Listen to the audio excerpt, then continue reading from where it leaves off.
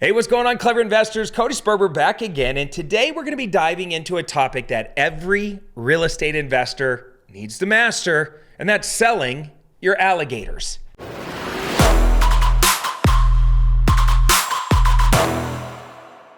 That's right. By alligators, I mean those properties or situations that can eat up your cash flow, your time, or your sanity. So let's get started with some creative strategies to get rid of unwanted problem properties and turn those alligators into assets. Strategy number one is contacting the surrounding property owners. Now, one effective way to deal with unwanted properties is to contact surrounding property owners near to the subject property that you're trying to sell.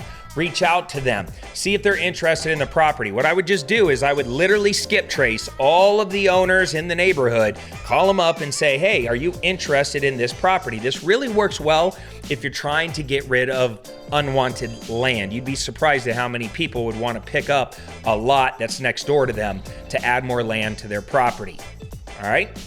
Sometimes, if the properties need extensive rehab, I even go into the MLS and I look for recently sold, fully rehab properties on the MLS, and I reach out to the original listing agent and I see if they want to present my deal to their old clients. And I just tell them, hey, listen, I'd be willing to pay you a commission if you connect me with your old clients. I see that they recently sold a fully renovated property. Maybe they're looking for another project. All right, I do this all the time, and I dispose of a lot of my wholesale deals and my ugly unwanted properties this way. All right, strategy number two is asking the former property owner if they want the property back. Another smart move is just literally call the old owner, see if they want to buy the property back. Sometimes circumstances have changed. They now have another use for their old property now. It's worth at least having the conversation. Strategy number three is what we call horse trading. Ever thought about horse trading before? Well, maybe not when it comes to real estate, but the guy who taught me this business used to do this all the time. This is an old school strategy.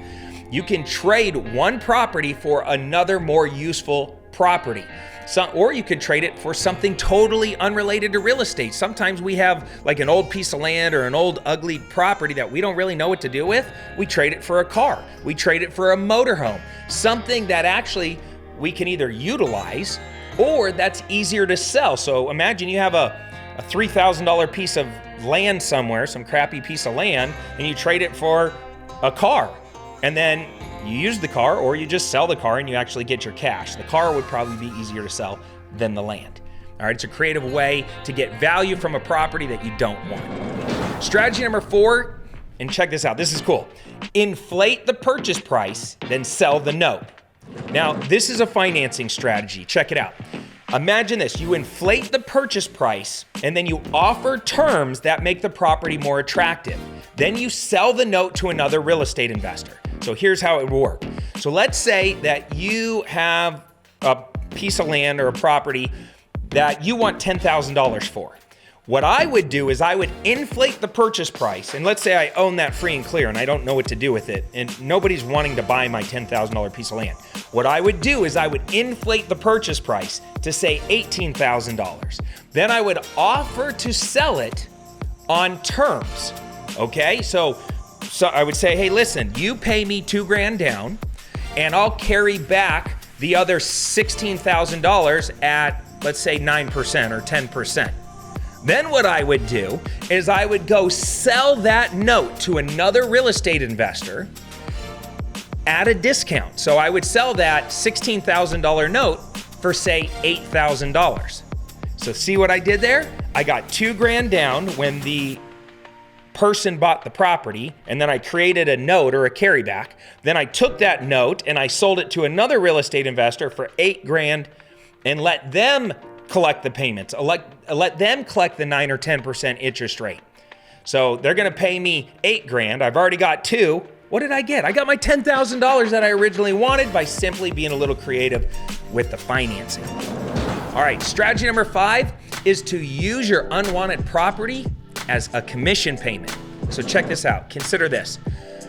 What if you went to go buy another property, but instead of paying the real estate agent that bought you the property, that brought you the property, or that is listing the property, and they're going to earn a commission, Instead of allowing them to earn a commission, you roll their commission back into the property by lowering the price, and then you give the agent your unwanted property.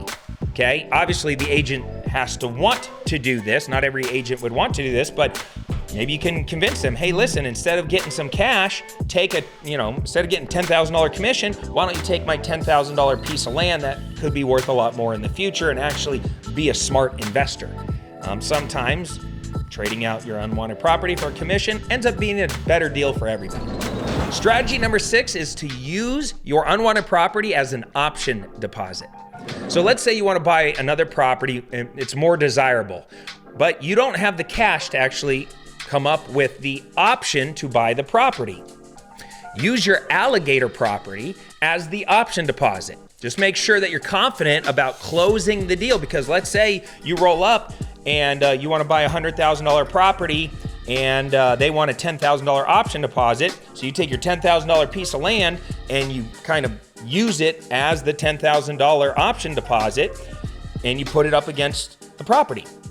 Well, let's say a year later when you have to close on it, you close on it. Because otherwise, if you don't, the original seller, if you don't exercise that option, can take your land. So just make sure you do this on properties that you really are going to close on. Strategy number 7 is to donate it.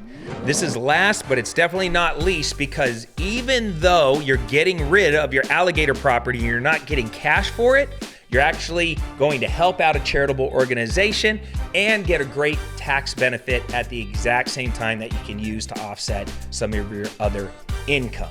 So think about this. I just gave you 7 great ways to get rid of an alligator, convert it into cash, convert it into something of value, and turn your alligator into an asset.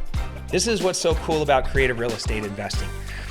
You'll never have a money problem in this business. You only have a creativity problem. So hopefully, you take some of these strategies and you deploy it. You remember it whenever the moment comes and you find yourself stuck in a problem property and you go, you know what? I remember that video from Sperber. It was pretty creative. I'm going to horse trade this thing, or I'm going to use it as a deposit, or I'm going to figure out another creative way to get out of this problem and turn it into something useful.